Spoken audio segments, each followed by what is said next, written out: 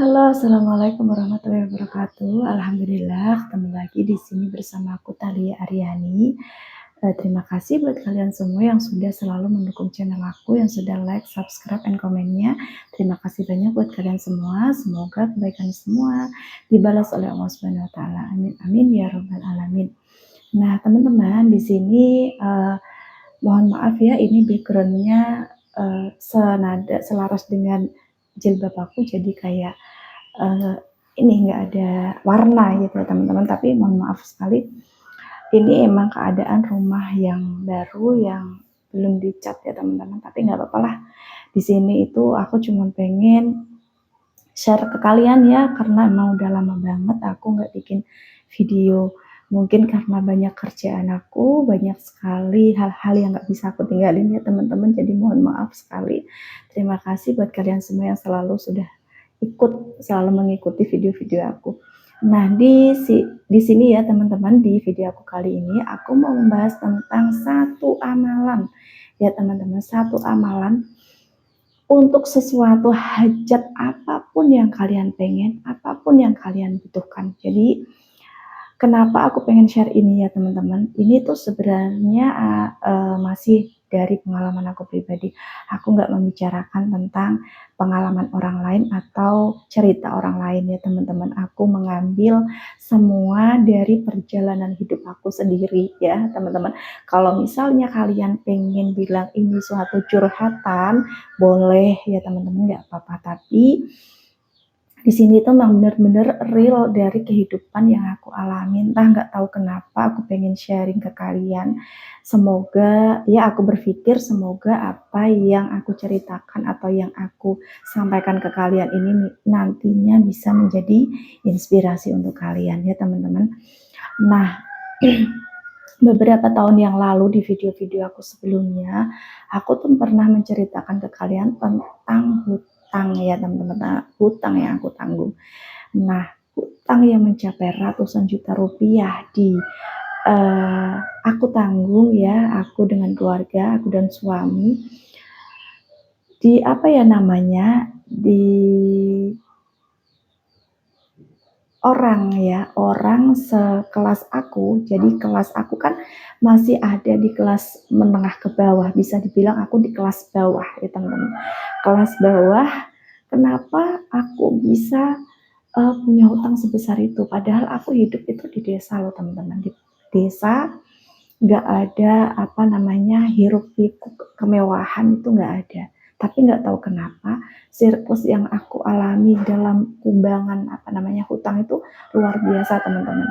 Jadi mungkin karena memang kita belum ada pekerjaan tetap, belum ada penghasilan tetap yang bisa mengcover semua hutang-hutang tersebut. Jadi semakin bulan, semakin tahun bertambah, waktu bertambah pula jumlahnya gitu ya teman-teman. Nah, aku pernah sharing ke kalian, pernah cerita ke kalian tentang itu. Nah, di video aku kali ini aku mau menceritakan atau mau menyampaikan satu hal ke kalian. Ada problem aku yang tentang masalah menangani masalah hutang itu belum selesai ya teman-teman. Di beberapa tahun yang lalu tuh belum selesai.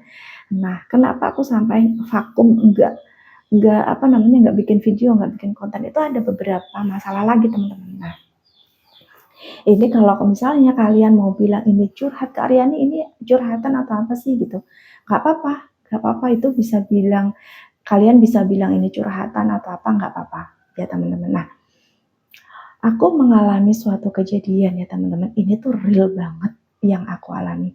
Kejadian ini tuh luar biasa. Jadi 2 tahun yang lalu ya teman-teman, 2 tahun yang lalu aku mengalami dalam siklus membayar hutang itu belum selesai.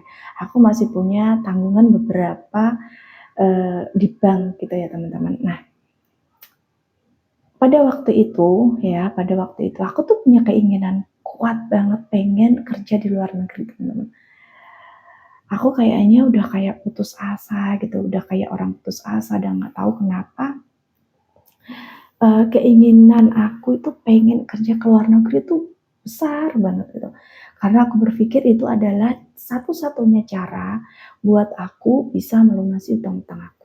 Itu satu-satunya cara yang aku udah kayak mentok banget, gak bisa mikir.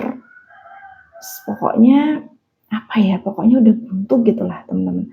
Aku cuma bisa berdoa, tapi di dalam pikiran aku kayak gak ada keyakinan, masa iya aku bisa kayak gitu ya. Masa aku bisa membayar hutang yang mencapai ratusan juta ini dengan waktu yang singkat kayak gitu. Nah, gak tahu kenapa ya, tiba-tiba aja aku udah pasrah banget ya teman-teman, udah pasrah banget.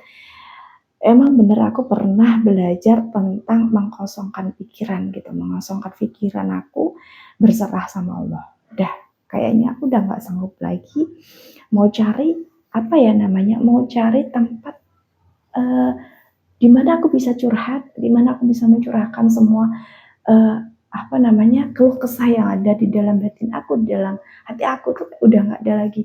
Aku cuma percaya sama Allah Subhanahu Wa Taala. Nah, di situ aku kosongkan pikiran aku, ya teman-teman. Terus aku keingat dengan satu amalan yang sebenarnya ini tuh nggak asing ya teman-teman, dan kita semua tuh tahu bahwa di dalam satu Al-Quran, di dalam Al-Quran itu ada surat yang dinamakan inti dari Al-Quran tersebut. Nah, inti atau hatinya Al-Quran ini surat apa teman-teman? Aku pernah belajar di kajian atau di Pak Kiai gitu ya teman-teman. Nah, itu pernah mengingatkan aku tentang membaca surat Yasin ya. Surat Yasin itu kan memang gak asing buat kita ya teman-teman. Untuk kaum muslim kan memang kita setiap saat kirim doa, tahlilan, kirim doa ke arwah keluarga kita atau saudara kita ya. Itu kan kita baca surat Yasin ya teman-teman. Nah, itu kan suatu hal yang enggak asing buat kita. Nah, ternyata surat Yasin ini ya yang dibaca 40 kali untuk satu hajat ya teman-teman, 40 kali. Nah, kalau kita 40 kali itu kita belum kuat untuk sekaligus ya teman-teman, untuk pemula. 40 kali itu kan terlalu lama gitu ya. Kita bisa ambil 11 kali teman-teman. 11 kali. Kalau 11 kali kok masih, 21 kali ya teman-teman, 21 kali. 40 kali kita merasa keberatan, kita ambil 21 kali. Nah, kalau 21 kali masih keberatan juga, kita ambil 11 kali. Kalau 11 kali kita masih keberatan juga, kita ambil 7 kali, teman-teman. Nah, 7 kali kalau kita masih keberatan juga, kita ambil surat Al-Fatihah. Surat Al-Fatihah berapa kali? Bisa 113 ya. Bisa 11 kali, bisa 7 kali. Tapi menurut aku ini yang sudah aku coba. Karena setiap habis sholat fardu ya, sholat wajib, aku selalu baca surat Al-Fatihah 11 kali. Itu memang selalu aku baca. Tapi untuk surat Yasin ini tuh benar-benar aku mencoba teman-teman. Aku udah mulai mentok banget karena pikiran aku udah saking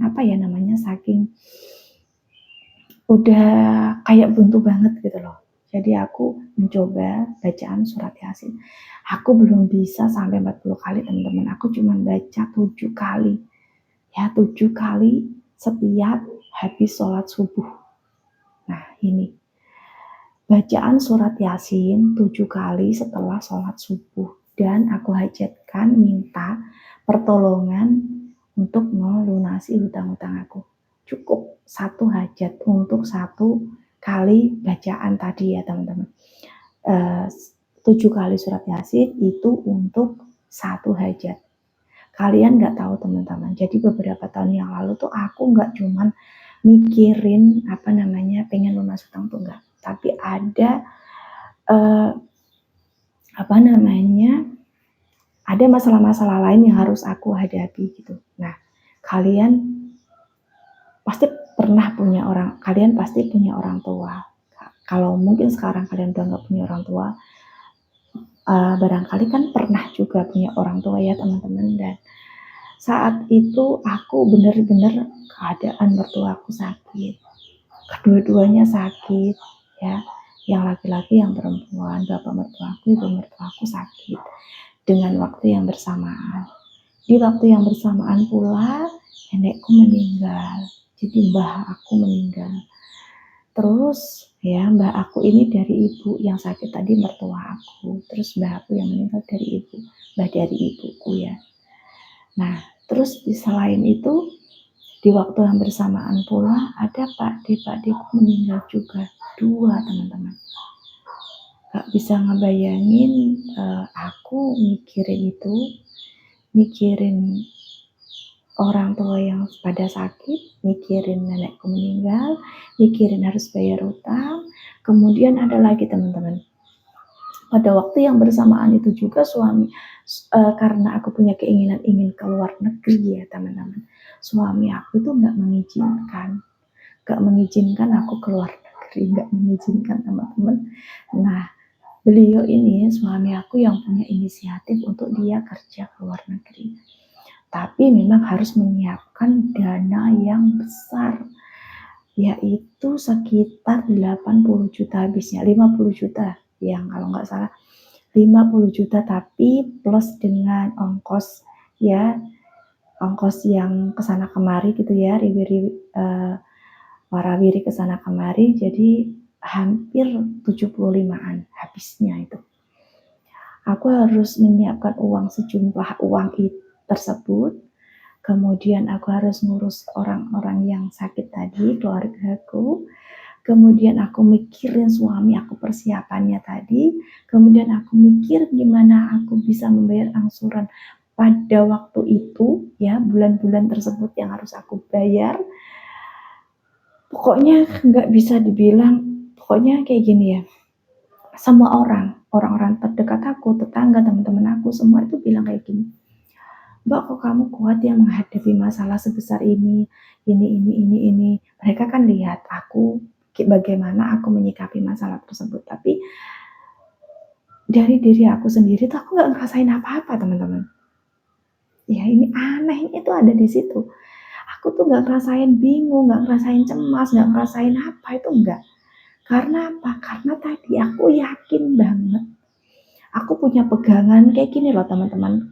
Ketika kita itu lagi berlayar gitu, kayak orang yang sedang berlayar atau sedang menyeberang di sebuah sungai gitu ya. Kalau berlayar itu kan di lautan lepas terlalu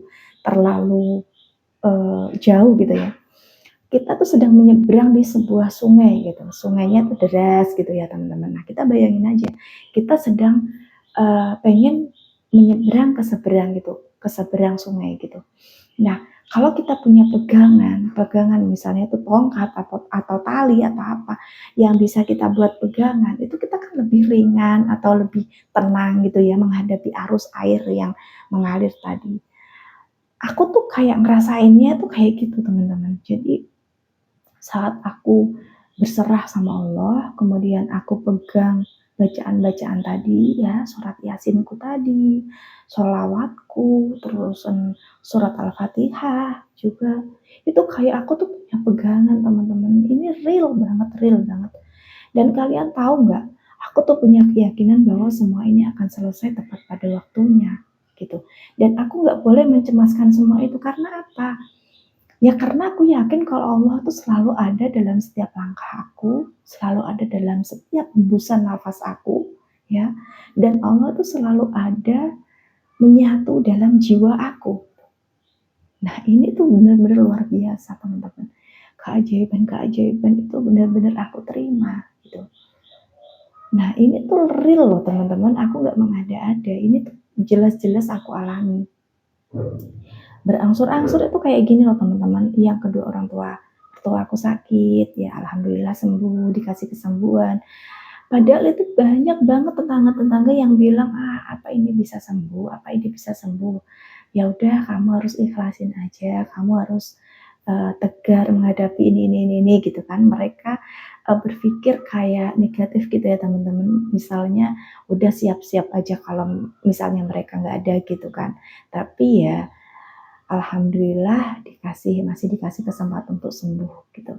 Nah kita kan nggak tahu keajaiban Allah itu seperti apa, itu kita nggak pernah tahu. Tapi kita harus yakin gitu loh. Kita harus yakin kalau nanti ada hal terbaik yang Allah berikan untuk kita gitu ya teman-teman. Nah aku bisa melewati kedua mertua aku sehat, kembali sehat. Terus aku bisa melewati hari-hari tersebut bisa sampai saat ini dan aku bisa mengangsur atau bisa membayar angsuran-angsuran setiap bulan di waktu yang bersamaan tadi ya teman-teman. Nah yang ketiganya aku juga bisa menyiapkan uang untuk biaya pemberangkatan suami aku ke luar negeri ya kan. Terus yang keempat, alhamdulillah suami aku yang menunggu waktu pemberangkatan itu kan memang lama banget. Hampir 1 tahun beliau daftar untuk kerja ke luar negeri dan pada akhirnya beliau berangkat itu 10 bulan setelah daftar ya teman-teman. Nah baru kemarin, beberapa bulan kemarin beliau berangkat ke luar negeri. Alhamdulillah bisa diterima di suatu proyek, kemudian suami aku terbang ke sana. Dan alhamdulillah bisa sampai di sana dan bisa bekerja, pekerjaannya alhamdulillah bisa dibilang ringan, gajinya lancar, syukur alhamdulillah. Ini adalah suatu keajaiban yang luar biasa yang aku terima. Dan rasa syukurku luar biasa teman-teman. Karena aku bisa melewati masa tersebut. Kalian gak bisa ngebayangkan bagaimana aku bisa melewati masa tersebut. Teman-teman aku, tetangga-tetangga aku, keluarga aku, orang-orang terdekat yang peduli sama aku itu bisa melihat bagaimana aku menghadapi masalah yang sebanyak itu ya teman-teman, yang sebanyak itu tadi. Tapi alhamdulillah bisa aku lewati. Dan ini buat kalian semua yang sedang nonton video aku, yang misalnya punya masalah yang sama, misalnya punya keluhan-keluhan dalam kehidupan kalian gak usah ragu. Kehidupan di dunia ini tuh gak aku berpikirnya tuh kayak gini loh teman-teman, kayak hidup di dunia ini tuh jangan terlalu difikirkan gitu, jangan terlalu difikirkan terlalu berat. Semua itu nanti berjalan sesuai arus, tapi yang terpenting kita punya pegangan, kita punya kendali untuk diri kita ya teman-teman. Kita punya kendali untuk diri kita, jangan sampai kita melakukan hal-hal yang bisa menghancurkan keinginan dan cita-cita kita, bisa menghancurkan bukan keinginan ya teman-teman, tapi harapan-harapan yang positif, harapan-harapan di masa depan yang untuk anak-anak kita, untuk keluarga kita tuh jangan sampai teman-teman. Kita harus pegang kendali diri kita untuk bisa mengendalikan apapun yang kita jalani, apapun yang kita lalui, itu bisa kita kendalikan. Dan terima kasih buat kalian semua di sini. Semoga kalian semua yang sedang mendapatkan ujian dalam hidup kalian, semoga bisa secepatnya dikasih jalan keluar, secepatnya dikasih keajaiban sama Allah ya teman-teman. Kalian semua harus selalu bersyukur apapun keadaan kita, selalu bersyukur karena bersyukur itu bisa menguatkan hati teman-teman. Sebenarnya bisa menarik keajaiban-keajaiban, menarik rezeki, menarik kebaikan-kebaikan untuk kita. Nah itu yang bisa aku sampaikan. Jangan lupa ya teman-teman, kita belajar mulai dari kecil dulu surat Yasinnya ya teman-teman. Surat Yasinnya 7 kali boleh, 11 kali boleh, 21 boleh, lebih bagus lagi 40 kali ya teman-teman. Semoga ini bermanfaat untuk kalian dan cukup sekian. Wassalamualaikum warahmatullahi wabarakatuh.